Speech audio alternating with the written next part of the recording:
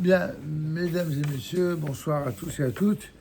Nous allons commencer ce soir par quelques réflexions sur Amalek, ce que nos sages en disent. Qu'est-ce que c'est que ce personnage de Amalek dont on a déjà parlé précédemment, mais plus précisément sous l'angle de la lutte contre Amalek. Qu'est-ce que ça veut dire aujourd'hui lutter contre Amalek? Essayez d'être attentifs, s'il vous plaît.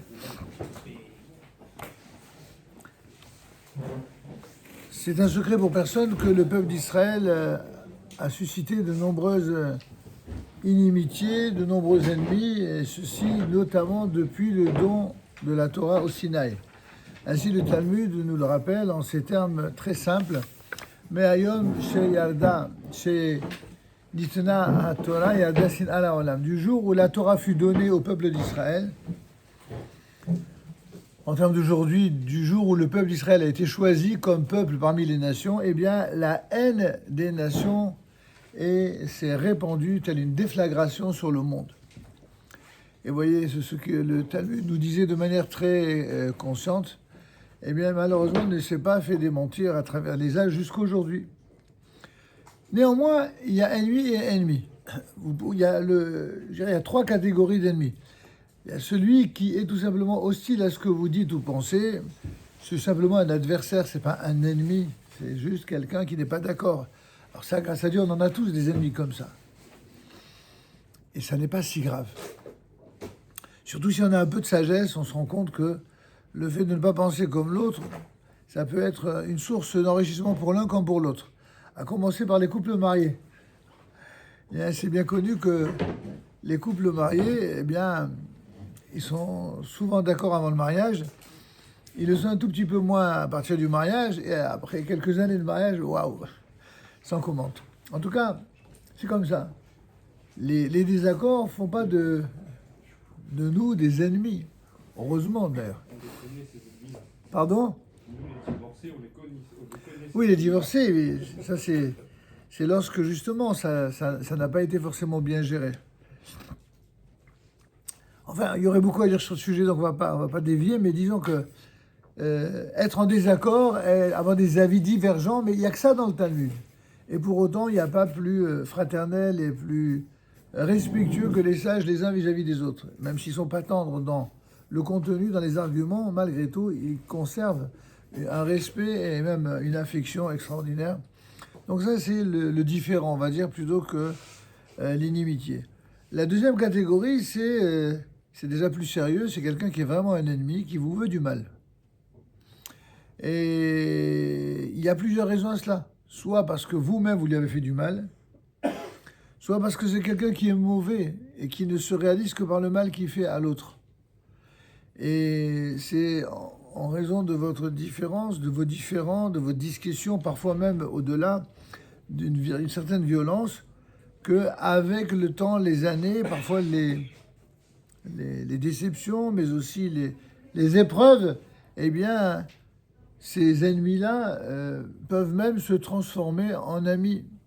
C'est même l'une des définitions d'après le Midrash de quel est celui qui est vraiment grand, c'est celui qui transforme son ennemi en ami. La grandeur consiste précisément à transformer le Oyev en Orev, celui qui est un ennemi en ami. Mais tout ceci est vrai pour l'individu et même pour une certaine collectivité lorsque cela est dépendant de paramètres qui sont plus ou moins compréhensibles, qu'on arrive à exprimer, que ce soit de façon intellectuelle ou par l'émotion. Mais si vous avez quelqu'un qui est viscéralement votre ennemi, quelqu'un qui est né, qui a été éduqué dans la haine, et qui ne cherche qu'une seule chose, c'est votre destruction. Là, on passe à une autre catégorie. On n'est plus dans le registre de ceux qui ont des avis différents ou divergents. On n'est plus dans le registre de ceux qui vous en veulent parce qu'ils sont mauvais ou parce que vous leur avez fait du mal. On est dans le registre de la haine gratuite, de celui qui vous hait parce qu'il a été éduqué à la haine. Il n'y a pas de raison, il n'y a aucune rationalité.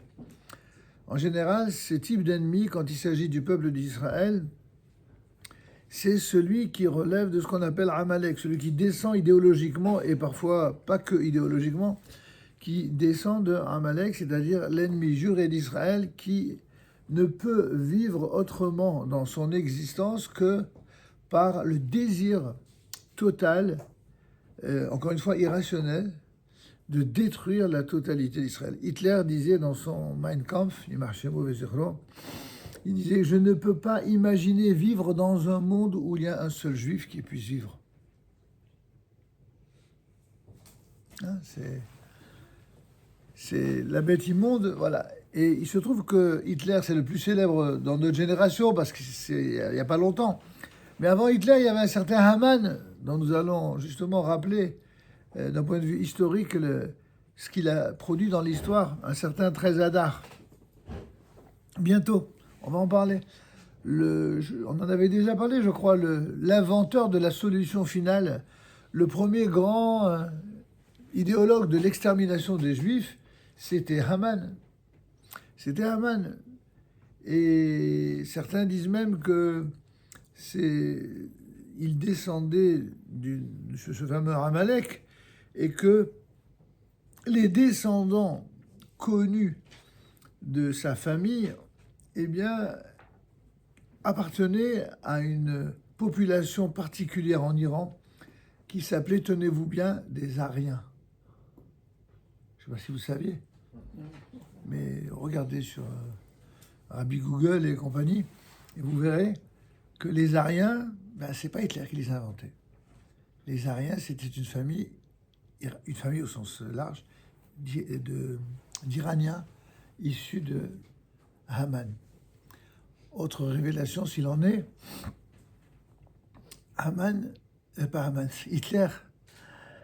Hitler avait un compte en Suisse dans lequel il avait amassé une fortune colossale, vous imaginez comment, et son nom secret dans son compte, c'était Haman. Donc là où on croit que certains s'imaginent toujours que les Juifs, n'est-ce pas, ils fantasment, ils sont parano, pas parano du tout, juste on suit l'histoire. Et on ne se laisse pas compter la réécriture de l'histoire comme certains aiment à le faire de façon régulière, récurrente dans l'histoire. Bon, après ces petites introductions, revenons à notre sujet.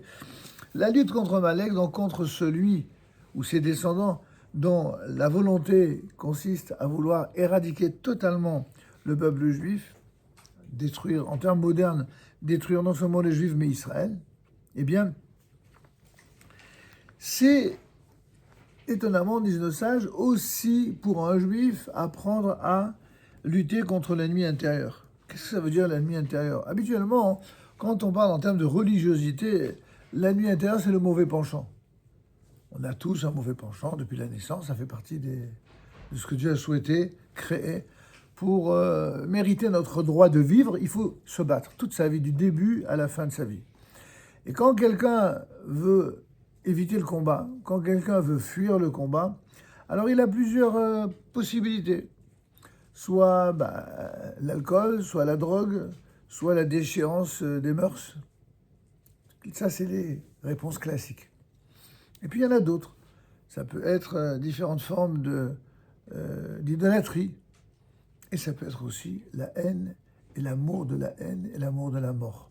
Ça, c'est la version remasterisée de la descendance de Amalek qui décide d'avoir pour seule éducation de la haine, eh bien, la destruction d'Israël. Il y a une certaine députée française, on ne va pas lui faire de la publicité ici, et je ne sais pas d'ailleurs si elle restera très longtemps, mais en tout cas, qui a pour seul et unique programme en tant que députée française au sein de l'Union européenne de ne parler toute la journée que de quoi? Que de ce qui se passe à Gaza. Et si vous voulez comprendre ce que c'est que la haine irrationnelle, totale, qui vient et qui dit, au moment même où l'on apprend ce qui s'est passé pour cette famille Bibas, qui vient s'ajouter au triste palmarès de ce que ces êtres immondes ont commis. Évidemment, d'abord, elle commence par dire que c'est faux, évidemment. Tout est toujours faux quand il s'agit d'Israël et des Juifs. Mais elle n'hésite pas à dire devant tout le monde et à inciter la haine en disant de toute façon, quoi qu'il advienne et quoi qu'il arrive, si c'est pas nous, oui, je crois que c'est quand elle a été refusée d'accès à, elle a été chassée lorsqu'elle a voulu rentrer en Israël, elle a dit de toute façon, si c'est pas moi qui reviendrai, ce seront nos enfants, nos petits-enfants qui viendront et qui récupéreront. C'est-à-dire que voilà ce qu'elle transmet comme valeur, comme enseignement. C'est à nouveau un contenu de haine et de destruction. Et en vérité, ces gens ne peuvent réussir temporairement dans leur message et dans leur haine que parce qu'il y a des gens en face qui viennent, au lieu de donner des leçons de morale et des condamnations à ces gens-là, ils donnent des leçons de morale à Israël. C'est toujours Israël qui doit être compréhensible, c'est Israël qui doit... Nous, on doit accepter le fait que pendant 3000 ans, on nous a toujours dit qu'on n'était pas chez nous en dehors d'Israël, et maintenant que le peuple juif retourne en Israël, il n'est toujours pas chez lui. Vous comprenez? C'est ça la définition d'Israël pour des Hitler, des Haman et tous ces gens-là. C'est qu'en fait, il n'y a pas de place pour les Juifs. Il n'y a pas de place pour Israël. Donc il faut quand même comprendre que cet ennemi-là, hein, c'est pas comme les autres ennemis, c'est pas comme les antisémites. Antisémites, il y a de tous les styles. On sait bien. On a eu droit à tous les antisémites. Les antisémites de droite, de gauche, chrétiens, musulmans, religieux, non religieux. On les a tous eu, grâce à Dieu. On est riches d'antisémites. Mais par contre, un antisémite, il peut évoluer, en vérité. C'est-à-dire que si son antisémitisme est fondé sur quelque chose dont il a bel et bien conscience qu'il n'est pas fondé, alors s'il suffit qu'il évolue. S'il n'évolue pas, tant pis pour lui. Mais s'il évolue, il peut changer. Mais quelqu'un qui ne peut absolument pas changer, c'est celui qui est éduqué dans une haine tellement forte et tellement irrationnelle que sa seule et unique obsession, c'est, comme je le disais tout à l'heure, l'amour de la haine, l'amour de la mort et surtout la transmission de la haine et de la destruction. Alors celui qui est en chacun de nous, dit le Rav ici, quel rapport avec tout ce qu'on vient de dire? Quel rapport avec Amalek? Le Rav nous dit comme cela, il nous guette dans le but de nous empêcher de servir Dieu. En fait, la pire des choses pour un juif, c'est que lorsqu'il y a des gens qui font du mal aux juifs, au lieu d'essayer de comprendre pourquoi le mal existe et comment arriver à colmater dans le monde toutes les brèches qui sont produites par ces gens, ces agents du mal-là, eh bien, naïvement, ils posent des questions contre Dieu, pas contre les hommes. C'est-à-dire, qui est-ce qui pose des questions à Dieu ou contre Dieu? En général, ce sont ceux qui ne l'invoquent jamais. Parce que les gens qui prient Dieu et qui ont la foi en Dieu, ils n'ont pas cette... bien sûr qu'ils souffrent comme les autres lorsqu'il y a du mal qui se produit dans le monde.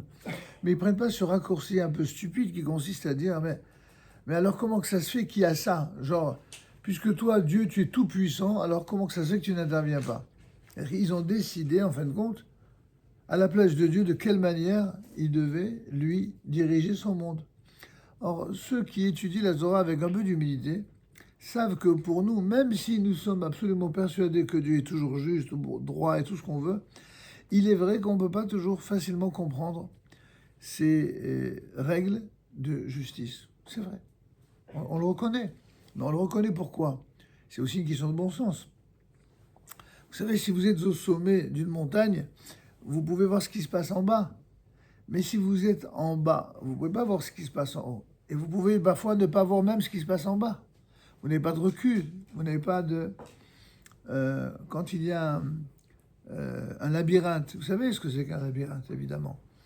Si vous êtes à l'intérieur de ce labyrinthe, à un moment donné, vous avez l'impression, où que vous alliez, d'être bloqué de toutes parts, ne pas savoir où vous allez. Et si en plus de ça, vous n'avez pas un moral en béton, vous allez prendre peur. Vous allez vous dire, mais comment je vais faire pour m'en sortir? C'est pas possible.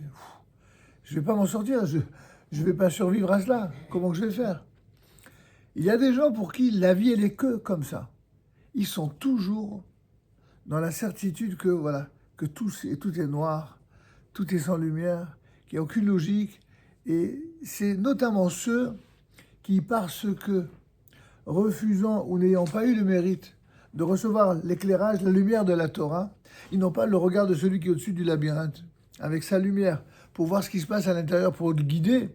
Alors du coup, Quand il arrive dans le monde un événement qui les touche, ils sont tellement désemparés, ils sont tellement bouleversés, qu'au lieu d'approfondir ce que la Torah nous livre comme secret, nous permettant de comprendre au moins ce que Dieu déjà nous donne à comprendre, ce qui est déjà pas mal, eh bien, au lieu de ça, ils prennent des raccourcis.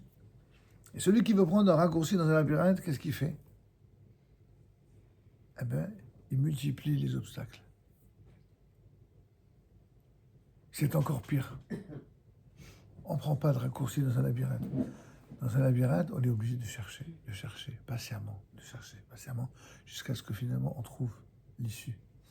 Dans ce monde qui, de ce point de vue, ressemble à un labyrinthe, c'est pas une image que j'ai inventée, c'est l'image que le Ramchal, Rabbi Moshe Chaim Luzzatto, un des plus grands kabbalistes, en l'occurrence kabbalistes italien, il a écrit d'innombrables ouvrages, dont notamment le Messilat Yesharim, le Da'at Evunot, etc.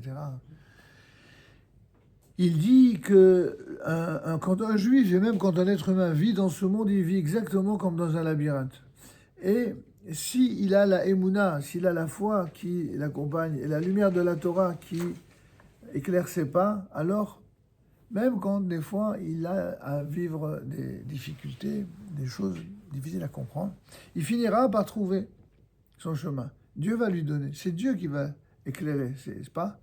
Et au gré des expériences et même des épreuves parfois, eh bien, au moment où il s'attend le moins, il va avoir de véritables révélations, de compréhension que intellectuellement il n'aurait pas compris. Sa seule intelligence, si grande soit-elle, n'eût pas été suffisante pour le lui faire comprendre. Il faudra justement un peu plus que l'intelligence intellectuelle. Il fallait aussi l'éclairage spirituel de la pensée profonde de la Torah. Et c'est aussi ce que nous invite le Rav ici à nous faire comprendre, que si on voit que nous sommes dans un labyrinthe, si on voit qu'il y a un empêchement, si on voit qu'il y a une voie sans issue, eh bien, on doit comprendre que c'est quelque chose qui est de l'intérieur. Le blocage extérieur provient d'un blocage intérieur. Ce blocage intérieur, il faut apprendre à le traiter. Un peu comme quelqu'un qui apprend en médecine les symptômes d'une maladie. Pour arriver à être super à l'extérieur, il faut déjà qu'à l'intérieur, tout soit traité comme il convient. Tout relâchement, disent nos sages, dans ce qu'on appelle avodat haboré, c'est-à-dire dans le service de Dieu, eh bien, va paradoxalement renforcer et encourager ce fameux Amalek. En fin de compte, la haine irrationnelle de ce fameux Amalek, c'est de voir que les Juifs sont Juifs. De voir que les Juifs assument totalement le rôle qui leur a été dévolu et imparti. Ce rôle d'être un peuple parmi les nations dont le rôle est précisément d'incarner une sorte d'exemplarité, de lumière, de bonté, d'intégrité, de justice et de droiture. Ça fait beaucoup. Et d'ailleurs, on ne se prétend pas à cela. Mais ce que l'on prétend, c'est d'avoir ça pour objectif. C'est pas tout à fait la même chose. Est-ce qu'on y arrive? Plus on étudie la Torah, plus on évolue à la lumière des sages, de leur exemplarité, plus on a de chances de pouvoir s'élever. Et ce sera bien sûr à titre individuel et même collectif, en nous gardant de toute faute, qu'elle soit volontaire ou involontaire, que nous pourrons effectivement contribuer à éradiquer, et même pour ne pas... Je dis éradiquer pour être délicat, mais le terme que les Chachamim emploient est beaucoup plus dur, c'est exterminer Amalek. Amalek, c'est le seul peuple duquel on parle d'extermination. En fait, c'est ou lui ou moi. Exactement comme au titre individuel, il est dit celui qui vient pour te tuer, tu as une obligation, une mitzvah de le tuer avant qu'il ne te tue. Pourquoi? Parce que lorsque Dieu t'a donné une âme, il t'a confié la vie, il t'a en même temps confié le devoir de protéger ta vie, de la garder. Ben, ce qui est dit à titre individuel, c'est dit la même chose au niveau du peuple. Celui qui veut te tuer en tant que peuple, celui-là, surtout quand il s'agit de quelqu'un qui relève de Amalek, alors il n'y a aucune forme de compassion à avoir. Il y a des gens dans l'histoire, il y a des peuples, même des religions, qui ont prétendu que la compassion devait être accordée à absolument toute personne, même la plus vile qui soit, parce que de la personne la plus vile, eh bien, peut jaillir une lumière. Et théoriquement, ça sonne beau, c'est joli, c'est merveilleux. Le problème, c'est que ça ne marche que pour ceux qui, effectivement, sont passés de l'autre côté, c'est-à-dire qu'ils étaient mauvais et qu'ils sont devenus. C'est un secret pour personne. Il y a le petit-fils d'un des fondateurs du Hamas. Il a grandi, il a failli être tué par quelqu'un qui était un concurrent de son grand-père. Et pour avoir la vie sauve, il est parti aux États-Unis. Là-bas, il a côtoyé plein de gens. Et parmi ses meilleurs amis, c'était des juifs. Il ne comprenait pas. On lui a toujours dit que les juifs, c'était, vous savez, toutes les caricatures stupides, antisémites, et qu'ils étaient méchants, ils étaient ceci. Et lui, vous voyez que les meilleures personnes qu'il avait rencontrées, c'était des juifs. Ça l'a rendu fou. Donc il s'est renseigné, il s'est instruit. Et comme quoi, effectivement, on peut même venir d'une famille originaire du Hamas et générer... Mais enfin, il y en a combien des gens comme ça? C'est une exception. C'est une exception qui confirme la règle. La règle, c'est que quand un enfant, à l'âge de 4 ans, on lui met entre les mains une vraie arme, et on lui dit « Atbah al-Yehudi » ou alors un couteau, on lui dit « égorge le juif », et qu'on lui bourre le crâne, en général, ça ne peut pas donner un amoureux des juifs, c'est clair. Donc il y a quand même l'exception qui confirme la règle. Quoi qu'il en soit, lorsque l'Éternel, ton Dieu, t'aura donné le repos, dit le texte de la Torah, ainsi s'exprime la Torah, tu pourras extirper le souvenir de Amalek. En effet, il s'agit ici du repos de l'esprit. Les Juifs n'auront jamais la tranquillité. Ils n'auront jamais la tranquillité où que ce soit dans le monde, y compris en Israël, aussi longtemps que dans ce monde des humains, il y aura un peuple incarné par ce fameux Amalek. Il y a eu effectivement plusieurs peuples dans l'histoire qui ont incarné cela.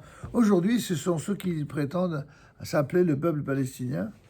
Ils ne sont là que pour ça, que pour empêcher Israël d'exister. Et ça va très loin, ça. C'est que même les antisémites se sont servis de cette cause pour continuer d'être ouvertement antisémites sous les apparences d'antisionisme. Mais en fin de compte, quand on voit toutes les monstruosités, les mensonges historiques et idéologiques qui sont balancés sur cette cause dite palestinienne, on voit que c'est exactement les mêmes accusations morbides, les mêmes mensonges qui étaient dits à l'époque, quand on a accusé les Juifs d'empoisonner les puits, ou qu'on prenait le sang des enfants chrétiens pour faire la matzah de Pessah, toutes ces bêtises qui pendant des siècles ont été exprimées. Et les gars, ils y croyaient vraiment.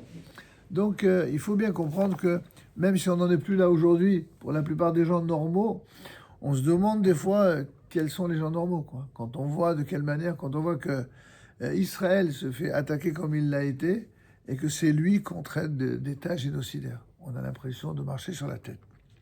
Quoi qu'il en soit, le repos de l'esprit, la quiétude de l'âme, c'est quoi? C'est la capacité à comprendre l'influence néfaste de ce Amalek qui sommeille autour de nous et parfois en nous-mêmes. En nous-mêmes, c'est-à-dire au sein du peuple d'Israël aussi. On sait que tout ce qui a pu se produire ces derniers temps, depuis le fameux et le tristement célèbre 7 octobre, eh bien, n'a pu être fait que parce qu'il y a des Israéliens antisémites qui ont décidé de liquider l'État d'Israël. Ils veulent pas d'un État juif. Il n'y a pas que les antisémites chrétiens antisémites, anti-juifs, ou les arabes anti-sionistes, non. Il y a des juifs qui ont une telle haine de leur identité qu'ils ont pris fait et cause et le parti de la haine des Juifs pour liquider l'État d'Israël. Et c'est exactement ce qu'ils voulaient faire le 7 octobre. Ils étaient au courant de tout et ils n'ont rien dit. Et ils ont arrêté l'information qui aurait pu... Vous imaginez, les gens sont devenus fous. Comment une des meilleures armées au monde et un des plus grands services secrets au monde a-t-il pu se laisser avoir comme des gamins et être attaqué de la sorte par autant de gens et autant d'enlèvements et autant d'attaques? Les gens se disent, mais c'est pas possible. C'est pour ça que maintenant il y a des enquêtes et que les gens sont en train d'ouvrir les yeux. Et à nouveau, les mêmes personnes qui ont organisé tout ça sont celles qui voudraient faire taire et les commissions d'enquête et le gouvernement israélien. Et comme par hasard, ce sont les mêmes qui font des manifestations régulières toutes les semaines pour la libération des otages. Si ça, c'est pas du diabolique, hein, faut le faire. Alors cette influence néfaste qui malheureusement peut sommeiller au sein même du peuple d'Israël, eh bien, se manifeste lorsque l'homme se laisse trop entraîner par des obligations tout simplement sans valeur, des obligations mondaines, des ambitions immodérées, par son âpreté au gain, ce qui ne laisse aucun repos pour l'esprit. Il y a des gens qui sont obsédés, les hommes, par l'argent, les autres, par le pouvoir, les autres, par les mauvaises mœurs. Bref, il y a des gens, ils sont obsédés. Pour eux, la vie, c'est que ça. C'est que ça. C'est que ça. C'est que l'argent, ou c'est que le pouvoir, ou c'est que les amusements, etc. Et en vérité, c'est un passage dans la vie, parce que vous savez, quand quelqu'un il dépasse 60, 70 ans et au-delà, tout ça, c'est... Il voit bien compte, il se rend bien compte à quel point tout ça, c'est futile. Qu'on y croit quand on a 15 ou 20 ans, ok. Mais quand on a un certain âge, on a du recul. C'est toujours l'histoire du labyrinthe. Alors c'est pour montrer l'importance de la quiétude de l'âme que nos sages ont choisi le jour du Shabbat pour la lecture de Parashat Zachor que nous allons réciter ce Shabbat.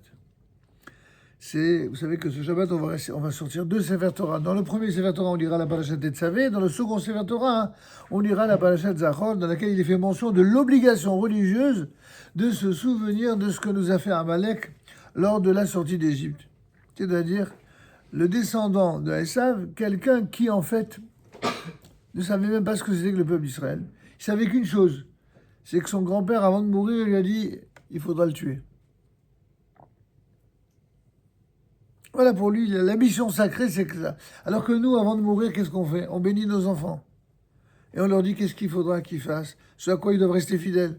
Il y en a d'autres, avant de mourir, qu'est-ce qu'ils font? Il faut que tu sauves mon honneur, que tu venges ton grand-père, que tu fasses payer. Ouais, c'est pas la même mentalité, c'est pas la même conception de la transmission des valeurs. En tout cas, c'est pour la même raison que la commémoration du miracle de Purim, de cette victoire du peuple d'Israël sur Amalek personnifié par Haman et ses amis, ne se fait pas le 13 Adar, qui fut en vérité le jour de la victoire des combats, mais le 14, à savoir le jour où les Juifs eurent pris du repos après la lutte contre l'ennemi. En vérité, on ne peut pas être dans la joie s'il n'y a pas un repos de l'esprit. Parce qu'une joie qui serait juste la joie de gens qui seraient sanguinaires, n'est-ce pas, pour faire couler le sang, ça, c'est pas juif. On a le droit de se réjouir de ce que le mal tombe, de ce que nos ennemis tombent. Mais on n'a pas le droit de se réjouir de ce que le sang coule. C'est pas ça. On ne tire pas jouissance ni profit du fait que le sang coule à flot. Ça n'est pas du tout juif. Ça ne nous intéresse pas. Ce que l'on veut, par contre, c'est que le mal tombe. Et si le mal tombe au point qu'il y a enfin un havre de paix, un vrai havre de paix, alors oui, on peut se réjouir. Et c'est ce qui s'est passé. C'est pourquoi, c'est ce que dit le Rav ici, le 13 Adar, le jour de jeûne d'Esther, on jeûne, on se prive de toute jouissance corporelle, physique, classique. On ne boit pas, on ne mange pas, etc. Mais dès le lendemain, déjà le soir et le lendemain matin, quand on lira la Megillah d'Esther et que l'on se réjouira, là, on terminera en apothéose par un festin. D'habitude, le festin se fait le soir de Purim. Là, étant donné que le soir de Purim, le lendemain soir, ce sera Shabbat, donc exceptionnellement, le fameux Mishté devra se faire le midi. Bon, d'autres ont trouvé d'autres combines, mais qui ne sont pas très conformes à la halakha, donc on ne va pas en parler ici. Mais l'idéal, c'est de manger à midi. Parce que manger le matin, à part des croissants, je ne vois pas qu'est-ce qu'on peut manger le matin. Faire une saouda avec de la viande et du vin, c'est pas top. Et faire comme certains font juste à l'entrée de Shabbat. Et un problème, c'est qu'il faut non seulement manger avec appétit pour la saouda d'Esther, mais il faut manger avec appétit le soir du Shabbat. Et comment vous voulez manger le soir du Shabbat si vous venez de manger 2 heures avant la saouda d'Esther? C'est impossible. Donc c'est ce que nous recommandons, de faire la saouda d'Esther à midi et de ne pas exagérer pour de continuer à manger avec appétit le vendredi soir au retour de la prière. D'accord ?